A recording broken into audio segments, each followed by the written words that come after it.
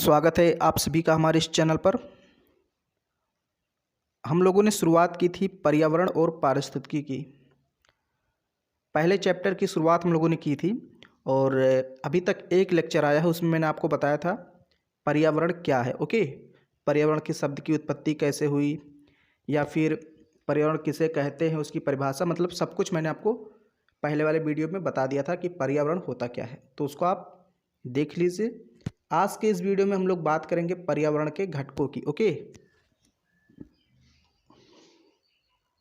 तो पहले लेक्चर में हम लोगों ने लास्ट में पढ़ा था पर्यावरण के घटक। तो देखिए, ये जो पीडीएफ की लिंक है आज आपको इस वीडियो के डिस्क्रिप्शन बॉक्स में मिल जाएगी, वहाँ से आप डाउनलोड करके इसको पढ़ सकते हैं। ओके, क्योंकि मैंने कहा था जब कोई चैप्टर कंप्लीट होगा तो एक साथ उसकी यानी उस चैप्टर की पीडीएफ आपको प्रोवाइड करा दी जाएगी।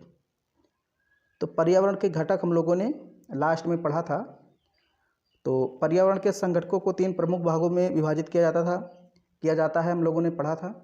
एक बार मैं फिर से थोड़ा सा रिवीजन करा देता हूँ। पहला जो घटक है जैविक घटक, दूसरा अजैविक या जिसको हम भौतिक घटक कहते हैं, और तीसरा है ऊर्जा संघटक। तो इन्हीं तीनों के बारे में आज हम लोग को डिस्कस कर लेनी है, फिर ये आपका पहला चैप्टर कंप्लीट हो जाएगा। ओके, तो जैसे यहाँ पर जैविक घटक मतलब जिसमें जान होता है, जो सजीव होते हैं, जैसे पादप, यानी पादप मतलब पेड़ पौधे, जंतु मतलब जानवर, पशु पक्षी, मनुष्य सूक्ष्म जीव का मतलब यहाँ पर होता है कवक या फिर बैक्टीरिया वगैरह। ओके, अजैविक में जो निर्जीव होते हैं जैसे स्थल, जल, वायु, अब अभी हम डिटेल में अध्ययन करेंगे ही। ऊर्जा में सौर ऊर्जा और भूतापीय ऊर्जा प्रमुख रूप से हैं। तो ये पर्यावरण के घटक मैंने आपको लास्ट में पढ़ा दिया था, थोड़ा सा आज भी आप लोगों ने जान लिया। अब चलिए हम लोग इसको डिटेल में पढ़ते हैं। तो चलिए हम लोग सबसे पहले पढ़ते हैं भौतिक या फिर अजैविक घटक। देखिए, अभी मैं पर्यावरण आपको पढ़ा रहा हूँ, तो यहाँ पर 3 घटकों की बात की है, जैविक, अजैविक, ऊर्जा संघटक। जब मैं आपको पारिस्थितिकी और पारिस्थितिक तंत्र पढ़ाऊँगा तो वहाँ पर भी बेसिकली 3 ही घटक होंगे। ओके, यही 3 घटक होंगे, तो आपको एक बार फिर से पढ़ने के लिए वहाँ पर मिल जाएगा। हालांकि वहाँ पर थोड़ा सा डिटेल से पढ़ाऊँगा, उत्पादक, उपभोक्ता, अपघटक, ये सारी चीज़ें वहाँ पर मैं पढ़ाऊँगा। यहाँ पर आपको उतना नहीं पढ़ाया जाएगा। ओके, तो दोनों जगह आपको एक ही चीज़ मिलेगी, यहाँ भी वही घटक है और पारिस्थितिकी तंत्र में भी वही घटक होंगे। तो देखिए, अजैविक घटक या फिर भौतिक घटक क्या होते हैं।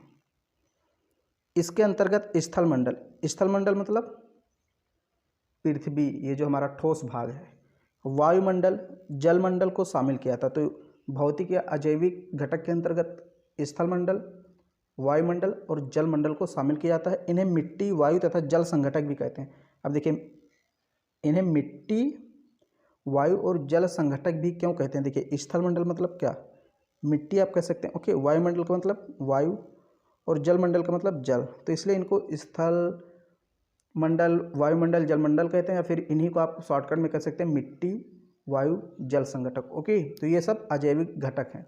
अब ये देखिए यहाँ पर, ये अजैविक कारक जीवों की सफलता का निर्धारण एवं उनकी बनावट, जीवन चक्र, शरीर क्रिया विज्ञान तथा व्यवहार पर प्रभाव डालते हैं।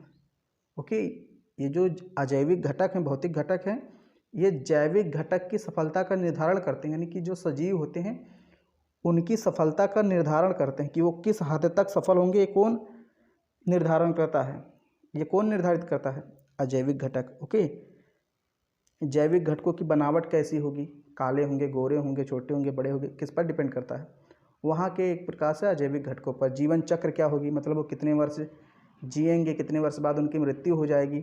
शरीर क्रिया विज्ञान कैसी होगी। ओके, उनका व्यवहार कैसा होगा, स्वभाव कैसा होगा, ये सब डिपेंड करता है अजैविक कारकों पर। तो इसीलिए कहा जाता है कि जो जैविक कारक हैं और अजैविक कारक हैं, दोनों परस्पर संबंधित होते हैं, एक दूसरे से जुड़े हैं। ओके, तो यहाँ आप समझ गए कि भाई जो जैविक कारक हैं, जैविक कारक यानी जो सजीव हैं, वो किस पर निर्भर रहते हैं, अजैविक कारकों पर। ओके, क्योंकि अजैविक कारक ही उनकी सफलता का निर्धारण करते हैं, उनकी जीवन चक्र, उनकी बनावट, शरीर क्रिया विज्ञान, व्यवहार पर प्रभाव डालते हैं। अब यहाँ पर हम लोगों ने बात की भाई कि भौतिक कारक या अजैविक घटक 3 भागों में एक प्रकार से बांटे जाते हैं, स्थल मंडल, वायुमंडल, जलमंडल। तो इनके बारे में हम लोग थोड़ा सा पढ़ लेते हैं। ओके, ज़्यादा इसमें नहीं पढ़ना, बस सारी चीज़ें आप जानते हैं, लेकिन जब शुरुआत करते हैं किसी सब्जेक्ट की तो बेसिक से ही शुरुआत की जाती है, इसलिए थोड़ा सा आपको जान लेना चाहिए। वायुमंडल क्या है, सभी लोग जानते हैं, हमारी पृथ्वी को वायु की एक परतों से ढका हुआ है। ओके, वायुमंडल क्या है? पृथ्वी के चारों ओर से घिरे हुए वायु के विस्तृत फैलाव को वायुमंडल कहते हैं। यानी वो चीज़ जो हमारे पृथ्वी को चारों ओर से ढके हुए है, उसी को क्या कहते हैं? वायुमंडल कहते हैं। ओके, देखिए, पृथ्वी के चारों ओर से घिरे हुए वायु के विस्तृत फैलाव को वायुमंडल कहते हैं। वायुमंडल हमारे पृथ्वी का एक अभिन्न अंग है जो पृथ्वी के गुरुत्वाकर्षण के कारण पृथ्वी से जुड़ा हुआ है। अच्छा सोचिए, जैसे वायुमंडल कैसे होता है, यहाँ पर देख लीजिए। मान लीजिए पृथ्वी है और ये मान लीजिए वायुमंडल है, ये ऐसे होता है वायुमंडल, देख लीजिए। ओके, ये सब क्या है? ये सब वायुमंडल है। तो ये वायुमंडल कैसे रुका है भाई? इसको तो उड़ जाना चाहिए या फिर चले जाना चाहिए अंतरिक्ष में, क्योंकि पृथ्वी की गुरुत्वाकर्षण शक्तियों के कारण ये टिका हुआ है। पृथ्वी इसको अपनी ओर खींच लेती है। ओके, तो वही चीज़ यहाँ पर समझाई गई है। तो बेसिक चीज़ें हैं वायुमंडल में। जब आप वायुमंडल का नाम सुनते हैं तो ऐसा लगता है कि सिर्फ इसमें वायु यानी गैस ही होगी, लेकिन ऐसा नहीं। वायुमंडल में गैस भी होता है, जलवाष्प भी होता है और धूल कण होते हैं। ओके, और कई अन्य छोटे छोटे मतलब बर्फ़ के कण भी होते हैं। बहुत सारी चीज़ें इसमें होती है वायुमंडल में। वायुमंडल में उपस्थित गैसें पौधों में प्रकाश संश्लेषण, ग्रीन हाउस प्रभाव तथा वनस्पतियों को जीवित रहने के लिए एक आवश्यक स्रोत है। वनस्पतियों, पेड़ पौधों, जीव जंतुओं को जीवित रहने के लिए किस चीज़ की आवश्यकता पड़ती है? बेसिकली ऑक्सीजन गैस की। ऑक्सीजन गैस कहाँ मिलती है? वायुमंडल में। ओके, तो ये आपको वायुमंडल मैंने आपको थोड़ा सा बताया। ऐसे ही थोड़ा सा जलमंडल है। जलमंडल, जलमंडल से अर्थ जल की उस परत से है जो पृथ्वी की सतह पर महासागरों, झीलों, नदियों तथा अन्य जलाशयों के रूप में फैली है। तो सभी लोग जानते हैं हमारे पृथ्वी पर जो जल है वो कई रूपों में पाया जाता है, मतलब कई आकारों में, कई रूपों में पाया जाता है। जैसे महासागरों में, सागरों में, झीलों में, नदियों में, कुओं में, तालाबों में, जलाशयों में। तो इन सबको मिला करके क्या कहते हैं? जलमंडल। ओके, ये देखिए, जलमंडल से अर्थ जल की उस परत से है जो पृथ्वी की सतह पर, पृथ्वी की सतह पर महासागरों, झीलों, नदियों तथा अन्य जलाशयों, अन्य जलाशय में मतलब जैसे छोटे छोटे ताल तालाब हो गए। ओके, तो इनके रूप में जो फैले हुए हैं उन्हीं को हम लोग जलमंडल कहते हैं। पृथ्वी की सतह के कुल क्षेत्रफल के लगभग 71% भाग पर जलमंडल का विस्तार है। ओके, और स्थलमंडल कितना है?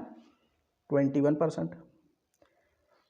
इसलिए पृथ्वी को जलीय ग्रह भी कहते हैं। चूँकि 71% भाग पर जल है, इसीलिए अंतरिक्ष से जब इसको देखते हैं तो नीला दिखाई देता है, तो इसको नीला ग्रह भी कहते हैं, या कहीं कहीं इसको जलीय ग्रह भी कहते हैं। ओके, समुद्री पारिस्थितिकी तंत्र पृथ्वी पर सबसे बड़ा पारितंत्र है। ये क्वेश्चन कई बार आया है, तो इसको आप याद कर लीजिए, ये आपको याद रखना है। ओके, क्या है? देखिए, सबसे बड़ा पारितंत्र ऐसे आपको दे देगा, स्थलीय पारितंत्र, समुद्री पारितंत्र, या फिर घास पारितंत्र, मरुस्थलीय पारितंत्र। कौन सा पारितंत्र है जो सबसे बड़ा है? तो यहाँ पर है समुद्री पारितंत्र पृथ्वी पर सबसे बड़ा पारितंत्र है। क्यों? क्योंकि पृथ्वी पर सबसे ज़्यादा किसकी मात्रा है? पानी की, जल की।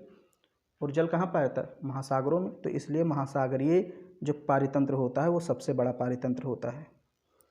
पृथ्वी पर जल प्राकृतिक रूप से पाया जाने वाला एकमात्र अकार्बनिक तरल पदार्थ है जो कि संसाधन तथा पारिस्थितिकी या आवास के रूप में कार्य करता है। अब भाई, एकमात्र तरल पदार्थ है पृथ्वी जिसमें कार्बन नहीं होता, ये अकार्बनिक पदार्थ है। ओके, तो ऐसा कौन सा एकमात्र तरल पदार्थ है जिसमें कार्बन नहीं होता? तो वो जल है। बाकी जितने भी तरल पदार्थ हैं कहीं ना कहीं उसमें थोड़ा बहुत जल होता है, कार्बन होता है। ओके, तो ये बात भी आपको ध्यान में रखनी है।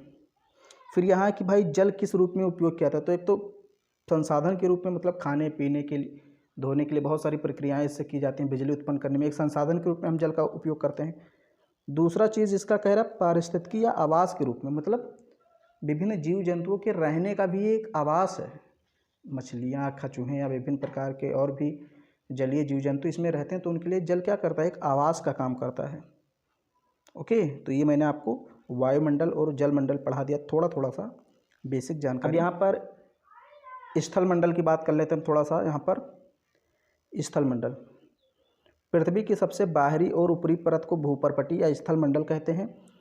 इसी पर प्राणी एवं जैव जगत पाया जाता है। ओके, जो जीव जंतु रहते हैं, पेड़ पौधे कहाँ पाए जाते हैं? स्थल मंडल पर सबसे ज़्यादा।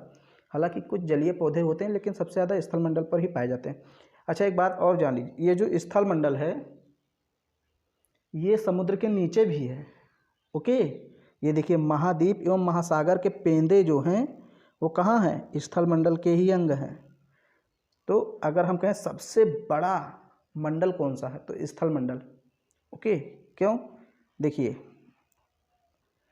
चलिए मैं आपको अलग समझा देता हूँ थोड़ा सा, यहाँ पे जगह नहीं है, मैं आपको अभी आगे समझाता हूँ कि भाई ये जो बात कह रहा है कि महासागर और महाद्वीप जो हैं, सॉरी, महाद्वीप और महासागर जो हैं, इनके पेंदे जो हैं, यानी इनका जो बॉटम है, नीचे का सतह है, ये किस पर स्थित है? स्थल मंडल पर।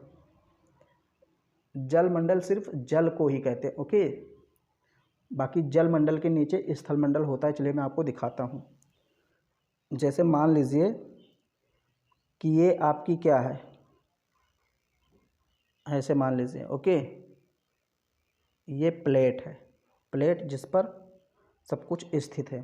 पृथ्वी में कई प्रकार की प्लेटें पाई जाती हैं, छोटी बड़ी। ओके, तो आप लोग पढ़ेंगे। तो ये प्लेट है, तो मान लीजिए ये आपका महाद्वीप है। ओके, ये महाद्वीप है, ये वाला पार्ट, और ये आपका इधर भी महाद्वीप है। बीच में मान लीजिए कोई, ये मान लीजिए कोई महासागर है। ओके, ये जलीय भाग है। मैं इसको कलर चेंज कर देता हूँ। ये आपका महाद्वीप है, ये महाद्वीप है, और बीच में जलीय भाग है। तो आप देख रहे हैं कि दोनों किसी प्लेट पर स्थित हैं। ये प्लेट है, ये देखिए ये प्लेट है, दोनों इसी पर स्थित हैं। सागर भी इसी पर स्थित है और महाद्वीप यानी महासागर महाद्वीप दोनों इसी पर स्थित हैं।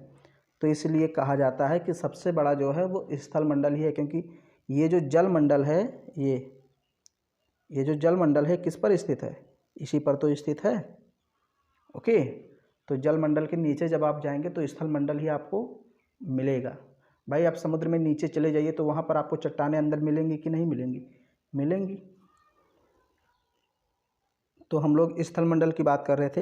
हाँ, मृदा भूपर्पटी की सबसे ऊपरी परत है। देखिए, स्थल मंडल और मृदा में अंतर है। स्थल मंडल मतलब पूरा चट्टान नुमा जो ठोस नुमा चीज़ है उसको हम बोलते हैं स्थल मंडल। लेकिन मिट्टी क्या है, मृदा क्या है? तो पूरा स्थल मंडल मृदा नहीं है। मिट्टी क्या है? स्थल मंडल की ऊपरी परत, यानी भूपर्पटी की सबसे ऊपरी परत है, जो 1-2 सेंटीमीटर, कहीं कहीं मोटी भी होती है, जो कि खनिज तथा आंशिक रूप से अपघटित कार्बनिक पदार्थों से निर्मित होती है। किससे निर्मित होती है? विभिन्न प्रकार के इसमें खनिज होते हैं। ओके, अब खनिज में चाहे मैग्नीशियम, पोटेशियम या फिर फास्फोरस हैं, या फिर कुछ लौह तत्व वगैरह भी हैं। ओके, और अपघटित का मतलब सड़े गले कार्बनिक पदार्थ, जैसे फूल पत्ती जीव जंतु जो सड़ गल जाते हैं, पेड़ पौधे, तो वो भी तो इसी में मिल जाते हैं। तो इन्हीं सारी चीज़ों से क्या बनता है? मिट्टी, यानी मृदा का निर्माण होता है। देखिए, मृदा का निर्माण शैलों का अपने स्थान पर अपक्षय से होता है। यानी जब शैलें अपने स्थान पर अपक्षय की प्रक्रिया के स्वरूप टूट जाती हैं। जब मान लीजिए कोई शैल मतलब चट्टान, जब चट्टान टूट गई महीन कणों में, फिर उसमें क्या हुआ? सड़े गले पदार्थ पेड़ पौधों के जीव जंतुओं के मिल गए, कुछ उसमें खनिज भी मिल गए, पोटेशियम और फिर फास्फोरस और भी बहुत सारे हैं, मैग्नीशियम वगैरह, उसमें जब मिल गए तो उन्हीं सबसे क्या मिलकर बन जाता है? मिट्टी। ओके, मृदा में पौधों, फसलों, घास स्थल व वनों की वृद्धि होती है। तो इन सब की वृद्धि किस में होती है? मृदा में।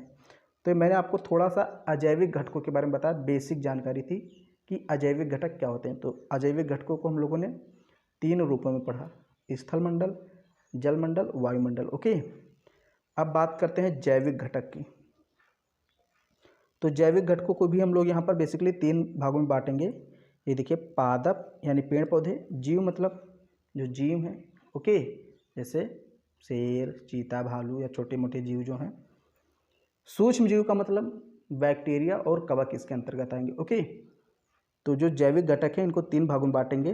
पादप यानी पेड़ पौधे, जीव मतलब जो जीव जंतु हैं, पशु वगैरह हैं, पक्षी वगैरह हैं, और इसमें कुछ सूक्ष्म जीव आएंगे। तो सबसे पहले हम पादप की बात कर लेते हैं। देखिए, यहाँ पर आपको प्राथमिक उपभोक्ता, द्वितीयक उपभोक्ता, अपघटक, उत्पादक, ये सारी चीज़ें नहीं पढ़ाई जाएंगी। ये सारी चीज़ें हम लोग तब पढ़ेंगे जब हम लोग पारिस्थितिक और पारिस्थितिक तंत्र पढ़ेंगे। पारिस्थितिकी और पारिस्थितिक तंत्र जब पढ़ेंगे तो वहाँ पर वो सारी चीज़ें पढ़ाई जाएंगी। मैंने आपको बताया वहाँ पर भी घटक सेम रहेंगे। पादप क्या होता है? जैविक संगठकों में सबसे महत्वपूर्ण स्थान पादपों का होता है। पादप मतलब पेड़ पौधे, क्योंकि पौधे ही जैविक पदार्थों का निर्माण करते हैं। ये अपना भोजन स्वयं बनाते हैं, इसलिए इन्हें स्वापोषी भी कहते हैं। तो पादपों को स्वापोषी कहते हैं। क्यों? क्योंकि ये प्रकाश संश्लेषण के द्वारा अपना भोजन स्वयं बनाते हैं। आप सभी लोग जानते हैं, वायुमंडल से CO2 लेते हैं, यानी कार्बन डाइऑक्साइड ग्रहण कर लेते हैं, सूर्य से सूर्य का प्रकाश ले लेते हैं, और मिट्टी से जल तथा खनिज लवण लेकर के अपने भोजन का निर्माण करते हैं। ओके, तो अपने भोजन का निर्माण चूंकि स्वयं करते हैं, इसलिए हम इनको स्वपोषी या स्वपोषित कहते हैं। फिर है जीव। थोड़ा सा आपको बेसिक जानकारी दे रहे हैं, तो इसलिए वीडियो को पूरा देखना सही से। जीव स्वपोषित तथा परपोषित दोनों प्रकार के हो सकते हैं। भाई कुछ जीव होते हैं जो अपना भोजन स्वयं नहीं बनाते, तो उनको परपोषित कहते हैं, और कुछ जीव अपना भोजन स्वयं बना लेते हैं, तो उनको स्वपोषित कहते हैं। देखिए, पौधे तो स्वपोषित होते हैं, एक तो कन्फर्म है, लेकिन जीव में जो होते हैं वो कुछ ही स्वपोषित होते हैं, बाकी सभी परपोषित होते हैं। मतलब एक दो जीव छोड़ दें तो बाकी सभी परपोषित होते हैं। देखिए, अब यहाँ समझिए, स्वपोषित जीव अपने आहार का निर्माण स्वयं करते हैं। जैसे साइनोबैक्टीरिया, ये क्या है? एक जीव है जो कि स्वपोषी है। याद रखना, साइनोबैक्टीरिया एक जीव है जो स्वपोषित है। ये पर्णहरित की उपस्थिति में अपना भोजन बनाता है। ओके, और एक और जीव है इक्लोरोटिका। इक्लोरोटिका एक प्रकार का समुद्री घोंघा है। घोंघा आप जानते होंगे समुद्रों में पाया जाता है। तो ये शैवाल से क्लोरोफिल ग्रहण करके अपना भोजन बनाता है। तो ये दो जीव यहाँ पर हैं, साइनोबैक्टीरिया, इक्लोरोटिका, ये स्वपोषित हैं। ओके, बाकी परपोषित जीव अपने आहार हेतु दूसरे पर निर्भर रहते हैं। परपोषित जीवों को 3 भागों में बांटा गया। अब यहाँ देखिए, परपोषित जो जीव हैं उनको 3 भागों में बांट दिया गया है। पहला है यहाँ पर मृतजीवी, दूसरा परजीवी, तीसरा प्राणी समभोजी। अब देख लेते हैं ये क्या होते हैं। देखिए, मृतजीवी वे जीव जो मरे हुए तथा सड़ रहे जैव पदार्थों पर बढ़ते हैं तथा अपना पोषण प्राप्त करते हैं, इनको मृतजीवी कहते हैं। इन जीवों को कवक या फंजाई भी कहते हैं। मशरूम एक प्रकार का कवक ही है। तो मतलब मृतजीवी को हम कवक या फंजाई कहते हैं, और ये वो जीव जंतु हैं जो सड़े हुए पदार्थों से अपना भोजन प्राप्त करते हैं। ओके, सड़े गले पदार्थ जीव जंतुओं के अवशेषों से अपना पालन पोषण करते हैं, तो ऐसे जीवों को मृतजीवी कहते हैं। जैसे मशरूम एक क्या है? एक मृतजीवी है। तो मेरे ख्याल से मशरूम को लोग जो खाते हैं वो एक प्रकार से मांसाहारी हुए, क्योंकि ये क्या है? मृतजीवी एक प्रकार का जीव ही है, परपोषित जीव है लेकिन है तो जीव ही। ओके, बाकी आप अपनी राय दीजिए कमेंट बॉक्स में। फिर यहाँ दूसरा है परजीवी, वह जीव जो अपने आहार हेतु अन्य जीवों पर निर्भर करते हैं, जैसे जोंक, फीता कृमि, किलनी, जूं। ये सब अपने भोजन के लिए दूसरे जीवों पर निर्भर करते हैं, लेकिन ध्यान में रखना, ये जो भोजन प्राप्त करते हैं ये तरल मतलब द्रव के रूप में प्राप्त करते हैं। जैसे बेसिकली खून चूसने वाले होते हैं। परजीवी किसे कहते हैं? जो खून चूसे एक प्रकार से। ध्यान में रखना, जोंक शरीर में चिपक जाती, क्या करती? खून चूसती है। फीता कृमि इसी प्रकार का जीव है। किलनी पशुओं में लग जाता है, आपने सुना होगा गाँव में किलनी लग जाता है। ओके, तो खून चूसते हैं। गंदगी से अक्सर ये पैदा होते हैं। जूं सभी लोग जानते हैं, हमारे बाल में, आपके बाल में जहाँ गंदगी इनको मिली वहीं पर ये पनप जाते हैं, यानी इनका जन्म हो जाता है। तो ये जूं क्या करते हैं? सारी चीज़ें खून चूसने का काम करती है। तो परजीवी में अंतर इतना है, देखिए, ये भी दूसरों से ही भोजन प्राप्त करते हैं लेकिन तरल रूप में, तो इनको परजीवी कहा जाता है। अभी देखिए, इसी जैसा है प्राणी संभोजी। ये जीव भी दूसरों से ही भोजन प्राप्त करते हैं लेकिन ठोस रूप में। देखिए, प्राणी संभोजी परजीवी की तरह ही होते हैं, उनकी तरह नहीं होते, मतलब ये बड़े होते हैं बट दूसरों पर आश्रित होते हैं। ये भी, लेकिन ये तरल रूप में, ये ठोस रूप में प्राप्त करता है। एवं इस पोषण से जंतु भोज पदार्थों को निगल कर ग्रहण, मतलब मुख से खाते हैं, निगल कर। चूँकि पहले उसको मुंह में डालते हैं, फिर उसको काटते पीटते, जो भी पीसते वगैरह हैं उसमें, फिर इसको अंदर लेते हैं, और उनके अंदर तमाम प्रकार के तंत्र पाए जाते हैं। पाचन तंत्र, उत्सर्जन तंत्र, बहुत सारे तंत्र पाए जाते हैं। तो ऐसे जीवों को कहते हैं प्राणी संभोजी, जैसे हाथी, गाय, बैल, बकरी, ऊँट। ओके, तो ये सब क्या हैं? ये सब परिपोषित हैं। मनुष्य को भी इसी श्रेणी में आप रख सकते हैं। ओके, तो ये अपना भोजन ठोस रूप में प्राप्त करते हैं। प्राणी संभोजी का मतलब होता है जो जीव जंतु अपना भोजन मुख से ठोस रूप में ग्रहण करें वे प्राणी संभोजी कहलाते हैं। परजीवी का मतलब जो अपना भोजन दूसरे से प्राप्त करें लेकिन तरल रूप में। मृतजीवी जो अपना भोजन सड़े गले पदार्थों से प्राप्त करें। ओके, तीनों में अंतर मैंने आपको बता दिया। तो ये आपका जो दूसरा था, यानी कि मैंने बताया कि पर्यावरण के जैविक घटक 3 प्रकार के होते हैं, पादप जीव, सूक्ष्म जीव। तो मैंने आपको पादप जीव पढ़ा दिया। अब सूक्ष्म जीव की बात कर लेते हैं। तो सूक्ष्म जीव में बेसिकली बैक्टीरिया और कवक आएंगे। सूक्ष्म जीव, ओके, वे जीव जिन्हें मनुष्य नंगी आंखों से नहीं देख सकता तथा जिन्हें देखने के लिए सूक्ष्मदर्शी यानी माइक्रोस्कोप की जरूरत पड़ती है, आवश्यकता पड़ती है, उन्हें सूक्ष्म जीव यानी कि अंग्रेजी में माइक्रो ऑर्गेनिज्म कहते हैं। ओके, मतलब ऐसे जीव जिनको हम अपनी नंगी आंखों से यानी प्रत्यक्ष आंखों से नहीं देख सकते, उनको हमें देखने के लिए किसी उपकरण की जरूरत पड़े तो ऐसे जीवों को सूक्ष्म जीव कहते हैं। सूक्ष्म जीवों को वियोजक जीव भी कहते हैं। ये जैसे मैंने आपको उसमें पढ़ाया ना, मृतजीवी, ये भी ठीक उसी प्रकार के होते हैं। एकदम कवक जो होता है ना, वही ठीक वही चीज़ है एक प्रकार से। तो ये वियोजक का काम करते हैं, यानी इनको अपघटक भी बोला जाता है क्योंकि ये सड़े गले पदार्थों को एकदम खत्म कर देते हैं, सड़ा गला देते हैं। ओके, ये देखिए, ये मृत पौधों जंतुओं के जैविक पदार्थों को सड़ा गलाकर भी यहाँ पर भी नहीं होगा, सड़ा गलाकर वियोजित कर देते हैं। वियोजन प्रक्रिया के दौरान ही अपना आहार भी ये ग्रहण करते हैं, यानी अपना भोजन भी प्राप्त कर लेते हैं। बैक्टीरिया तथा कवक इसमें शामिल किए जाते हैं। बस इतना ही है। फिर मैंने आपको तीसरा, यानी 2 घटक आपके कंप्लीट हो गए, जैविक और अजैविक। अब एक संघटक मैंने बताया था ऊर्जा, तो इसमें बेसिकली यहाँ आपको ज़्यादा नहीं पढ़ना है। जब मैं आपको पारिस्थितिक तंत्र पढ़ाऊँगा वहाँ पर जब इन घटकों के बारे में पढ़ाऊँगा तो डिटेल में पढ़ाऊँगा। ओके, खूब डिटेल में वहाँ पर पढ़ेंगे कि उत्पादक क्या होता है, उपभोक्ता क्या होता है, कितने उत्पादक होते हैं, कितने उपभोक्ता होते हैं, सब कुछ वहाँ पर डिटेल में पढ़ाया जाएगा। तो ऊर्जा संघटक बेसिकली इसके अंतर्गत सौर प्रकाश, सौर विकिरण तथा भूतापीय ऊर्जा को सम्मिलित किया जाता है। सूर्य से प्राप्त ऊर्जा सौर ऊर्जा कहलाती है जो विद्युत चुम्बकीय तरंगों के रूप में होती है। बस अब देखिए, जो आपका पहला चैप्टर था कंप्लीट हो गया है। 1-2 जगह कहीं कहीं थोड़े मात्रा या फिर अक्षर गलत थे, उस पर आप ध्यान न दीजिए। ये नोट्स आपको इसी वीडियो के डिस्क्रिप्शन बॉक्स में मिल जाएगा PDF के रूप में। और अगर वीडियो आपको पसंद आए तो उसको लाइक कीजिए, शेयर कीजिए। चैनल पर पहली बार हैं तो चैनल को सब्सक्राइब कीजिए।